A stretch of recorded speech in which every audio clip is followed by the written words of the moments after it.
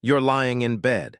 It's 11:30 p.m. You're not sleeping because you're thinking about your kids, or maybe you're thinking about your parents. You're thinking about the money you've worked so hard to save. The 401k you've been feeding for 20 years, the house you've slowly paid down, the little brokerage account you add to every month. And you have this nagging fear. A fear you don't say out loud because it sounds ungrateful. It sounds like a rich person problem. What if they blow it? What if your kids, who you love more than anything, get that money and make stupid decisions? What if they marry the wrong person? What if they get sued? What if they just don't have the same hustle you did? What if the money you sacrificed for becomes a curse instead of a gift? You've seen it happen. We all have. That family in town, the one with the big house, the successful business, and then the kids took over and ran it into the ground. Or the grandkids. Suddenly, the money's gone. The house is sold. The name doesn't mean anything anymore. And you think to yourself, that won't be us. My kids are smart. My kids are responsible. But here's the thing. Smart and responsible don't matter if the structure isn't there. Intelligence doesn't protect against bad luck. Responsibility doesn't protect against divorce. Hard work doesn't protect against a lawsuit. There's an old saying, you might have heard it, shirt sleeves to shirt sleeves in 3 generations. The first generation builds it. The second generation enjoys it. The third generation destroys it. It's happened 1,000,000 times. It's happening right now to families you know. But here's what most people don't realize. It's not inevitable. It's not a curse. It's a design flaw. And the ultra-wealthy, the families that stay wealthy for 100 years, 200 years, they figured out how to fix the design. They don't rely on their kids being smart. They don't rely on luck. They rely on a legal structure so powerful, so elegant, that it can turn a finite pile of cash into an infinite source of family stability. They use trusts, and not the kind of trusts you think. My name is James, and I spend way too much time thinking about how wealthy families stay wealthy across generations. If you're someone who's building something, a nest egg, a business, a legacy, and you're terrified of it falling apart after you're gone, make sure to hit the subscribe button and give this video a thumbs up if this helps you out. Most people think investing is about picking the right stocks or timing the market. The truth? It's about what you keep. And keeping wealth across generations isn't about returns. It's about structure. I'm building a community at the Frugal Investor newsletter where we strip away the hype and focus on high-impact, low-cost wealth building. Get your copy, the 15-day blueprint for wealth and financial autonomy, and join a group of like-minded investors who prioritize long-term gains over short-term trends. Link is in the description. Let's start with the curse itself, because understanding the problem is the first step to solving it. Shirt sleeves to shirt sleeves in 3 generations. Every culture has a version of this saying. In Scotland, it's the father buys, the son builds, the grandchild sells, and his son begs. In Italy, it's from the stable to the stars and back to the stable. In China, its wealth never survives 3 generations. It's a universal observation because it's a universal truth. Statistically, according to research by the Williams Group, a wealth consultancy, approximately 70% of wealthy families lose their wealth by the 2nd generation, and a stunning 90% lose it by the 3rd generation. 90%. That means if you build a $1 million nest egg today, there's a 90% chance your grandkids won't see a dime of it. Now you might be thinking, that's because they spend it all on stupid stuff. And yes, that happens, but it's deeper than that. The Williams Group study dug into the reasons. They found that only 3% of wealth destruction was due to poor investment returns or market crashes. Only 3%. The other 97%. It was a breakdown in family communication, trust, and planning. It was the failure to prepare the heirs. It was the failure to build a structure that could survive human nature. The first generation builds the wealth through grit, sacrifice, and discipline. They know what it's like to have nothing. They value every dollar. The second generation grows up watching the first generation work hard, but they also grow up with more comfort. They see the money, but they don't feel the hunger. They're not bad people. They just don't have the same relationship with risk. The third generation grows up with no memory of the struggle. To them, the money has always been there. It's like air. They don't appreciate it because they've never been without it, and that's when it disappears. Now let's look at the exception, the family that broke the curse. The Rockefellers. John D. Rockefeller was the richest man in modern history. His net worth at his peak was about 1.5% of the entire U.S. economy. Adjusted for inflation, we're talking hundreds of billions. He died in 1937. His wealth should have been gone by now. 3 generations, we're past that. We're at generation 5, 6, 7. And yet the Rockefellers are still wealthy. Not just comfortable wealthy. They still own properties, they still have influence, they still have money. How? They didn't rely on their kids being smart. They didn't rely on luck. They relied on a structure. John D. Rockefeller created a dynasty trust. A dynasty trust is designed to last forever. It's not a simple will that dumps money on a 25-year-old and hopes for the best. It's a legal container that holds the wealth, invests it, and distributes just enough to the heirs to support them, but not enough to destroy them. The heirs don't own the assets. The trust owns the assets. The heirs are beneficiaries. They get income. They get support. They get education funding. They get health care, but they can't sell the principal. They can't blow it on a bad business deal. They can't lose it in a divorce. They can't have it taken by creditors. The money is protected, not from the world, from themselves.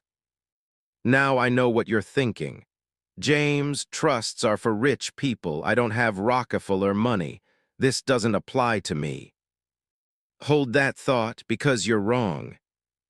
Trusts aren't just for the ultra-wealthy. They're for anyone who wants to control how their money behaves after they're gone. And here's the thing. If you have a 401k, if you have a house, if you have life insurance, if you have any assets at all, you have something worth protecting. Let's break down how trusts work, because most people have no idea. A will is simple. It says, when I die, give my stuff to these people. That's it. The money is handed over, no strings attached. The 25-year-old gets a check for $500,000. What happens next? Nobody knows. Maybe they're responsible. Maybe they're not. Maybe they get sued. Maybe they get divorced. Maybe they meet a charming person who cleans them out. The money is gone, and so is your legacy. A trust is different. A trust is a legal entity. It's like a corporation that holds your assets. You create the trust while you're alive. You put your assets into it. You name a trustee, someone you trust to manage it, and you write the rules.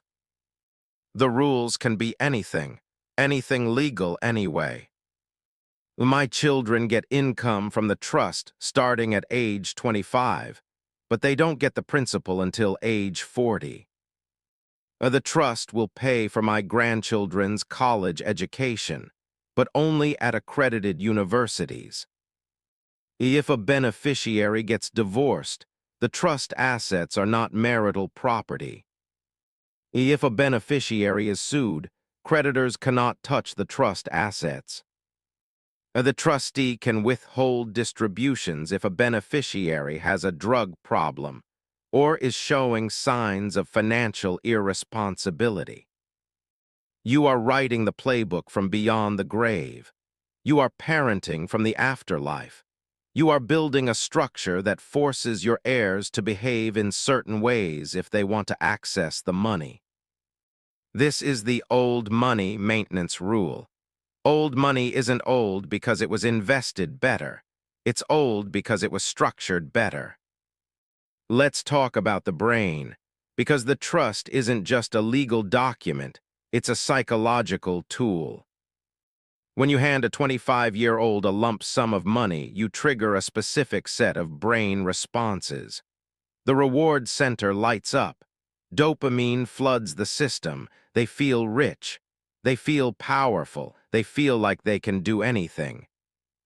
And that feeling is dangerous. It leads to spending. It leads to bad investments. It leads to lifestyle creep on steroids. It leads to friends and hangers-on who want a piece. It leads to a rapid depletion of capital. But when you put money in a trust, you change the psychology. The heir doesn't feel rich. They feel supported. They get a check every month or every quarter. It's like a salary. It's not a windfall. It's a stream. And here's the magic of a stream. A stream can last forever. A lump sum is a puddle. It evaporates. There's a concept in psychology called mental accounting. We treat money differently depending on how we get it. Windfalls are spent. Income is budgeted. By structuring the inheritance as income, you train the heir's brain to treat it as a resource to be managed, not a prize to be spent. I've seen this play out. I know a family not ultra-wealthy but comfortable. The grandparents set up trusts for the grandkids. The grandkids get $2,000 a month starting at age 25. That's it. They don't get a big check at 65. They just get the monthly stream. One grandkid is a teacher. She uses the $2,000 to supplement her salary, lives in a nice neighborhood, takes modest vacations. Another grandkid is an artist. He uses it to pay his rent while he pursues his passion. A third grandkid, he's a mess. He's had drug problems. He's been in and out of jobs. But here's the thing. The trust protects him too. He gets his $2,000 a month. He can't get more. He can't sell the principal. He can't destroy the legacy. He can only destroy his portion of the monthly income. And if he gets clean, if he gets his life together, the money is still there. The trust waited for him. That's the power of structure. It protects the responsible ones and contains the damage from the irresponsible ones. Let's look at some numbers. According to a study by the Boston College Center on Wealth and Philanthropy, approximately $84 trillion will be transferred from older generations to younger ones in the coming decades. It's the largest wealth transfer in history. And most of it will be done wrong. Most of it will be done through simple wills. Most of it will be gone within 2 generations. But here's the opportunity. If you're watching this, you're early, you're learning this now, you have the chance to do it differently. According to the same research, families that have regular family meetings, that communicate about money, that have a shared mission and values, are significantly more likely to preserve wealth across generations. And trusts are the tool that enforces those values. It's not about control from the grave. It's about creating a framework. It's about saying, I love you, and because I love you, I'm not going to give you the rope to hang yourself with. Okay, so you're convinced. You want to build a structure, you want to protect your legacy. How do you actually do it? Step 1, stop thinking you're not rich enough. This is the biggest mental block. You think trusts are for millionaires. You think you need $1 billion to bother with this. You're wrong. If you have a house, you have enough. If you have a 401k, you have enough. If you have life insurance, you have enough. If you have $100,000 in savings, you have enough. The cost of setting up a basic trust is usually between $1,500 and $3,000. That's nothing compared to the wealth it protects. It's a one-time cost for multi-generational security.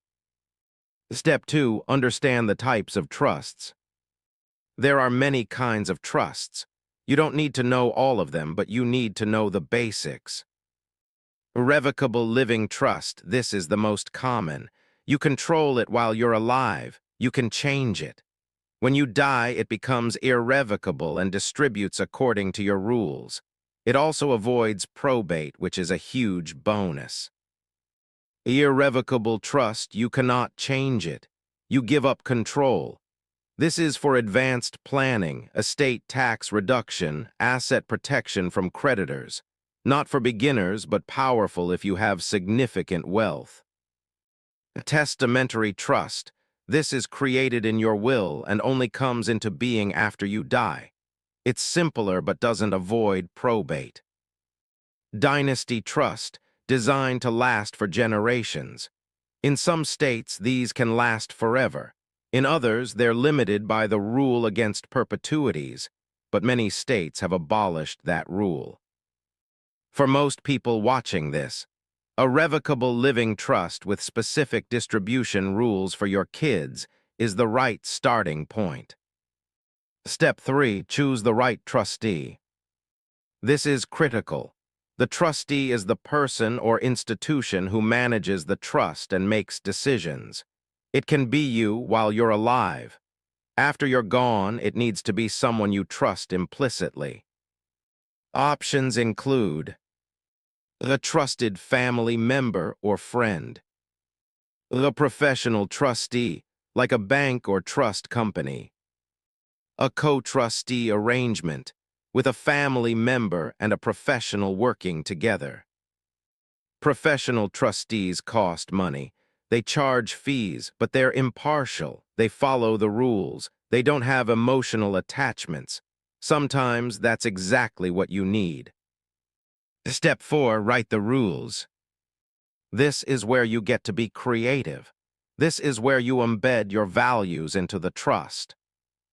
Think about age of distribution. At what age do they get access? 25, 30, 40. Many trusts distribute in stages, 1/3 at 25, 1/3 at 30, the rest at 35.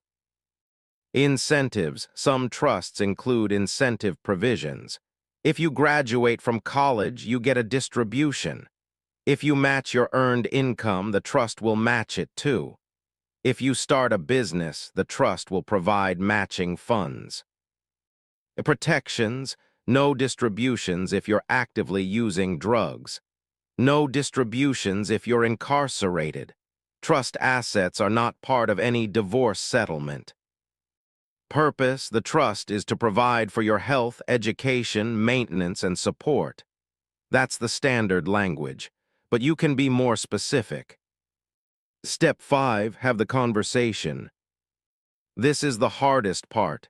You have to talk to your kids about this. You have to explain why you're doing it. You have to manage their expectations. If you don't, they'll find out when you're gone and they might be angry.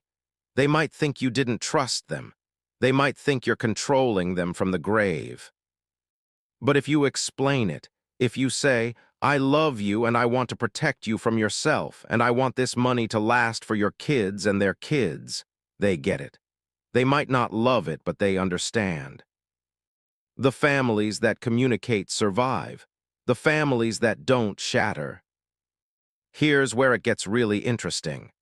The old money maintenance rule isn't really about money. It's about identity. It's about family. It's about values. When you set up a trust, you're not just protecting dollars. You're creating a family institution. You're giving your descendants a connection to you even though you're gone. You're telling them, this is what I believed. This is what I valued. This is how I want you to live. The richest families in the world don't just have trusts. They have family offices. They have family missions. They have family meetings. They have family philanthropy. The money is just the glue that holds it all together. The Vanderbilt family is a cautionary tale. Cornelius Vanderbilt was one of the richest men in American history. He left the bulk of his fortune to his son, William. William doubled it, but then the next generation, they built mansions, they threw parties, they spent. By the 1970s, there was a Vanderbilt family reunion, and not a single one of them was wealthy. The money was gone. The family legacy, a university name and a memory. The Rockefellers, by contrast, built structures. They built trusts. They built foundations. They built institutions. And those institutions carried the family values forward generation after generation. Which story do you want for your family? Now you might be thinking, James, this sounds like I'm controlling my kids from the grave. Shouldn't I trust them to make their own decisions? Look, I get it. Nobody wants to be the helicopter parent who never lets go. But let's be honest. How many 25-year-olds do you know who would handle a $500,000 check responsibly? How many 35-year-olds? How many 45-year-olds? I've seen responsible adults do stupid things with windfalls. I've seen marriages fall apart over money. I've seen addictions destroy families. I've seen lawsuits wipe out decades of savings. You're not controlling them. You're protecting them. You're protecting the money they'll need when they're 60 and can't work anymore. You're protecting the money that will send your grandkids to college. You're protecting the legacy you spent your whole life building. And here's the thing.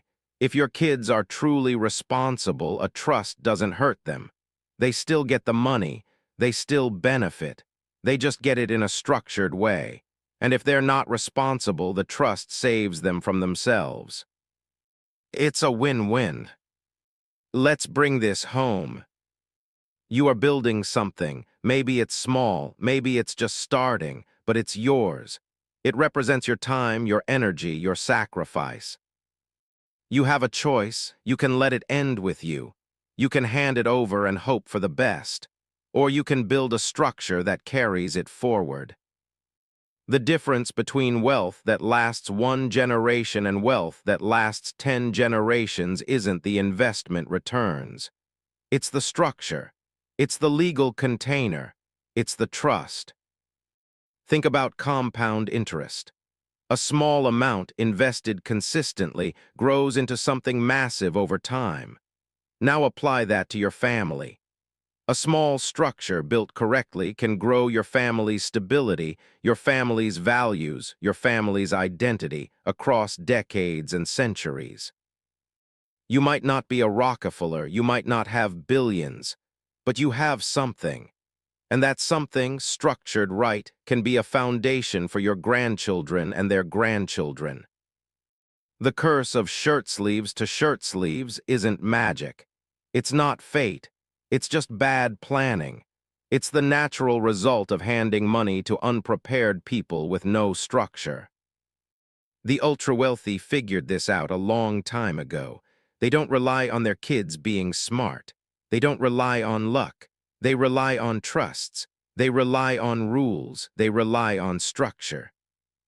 And you can too. You don't need $1 billion. You just need a few $1,000s and a good lawyer. You just need to have the uncomfortable conversation with your family. You just need to stop hopping and start planning. Your legacy is too important to leave to chance. Your kids are too important to leave unprotected. The money you've worked for is too important to let it disappear in a generation. Build the container, write the rules, protect what matters. Thanks for watching. If you want to dive deeper into these strategies and get the actual blueprint for building wealth that lasts, go check out the Frugal Investor newsletter. The link is in the description.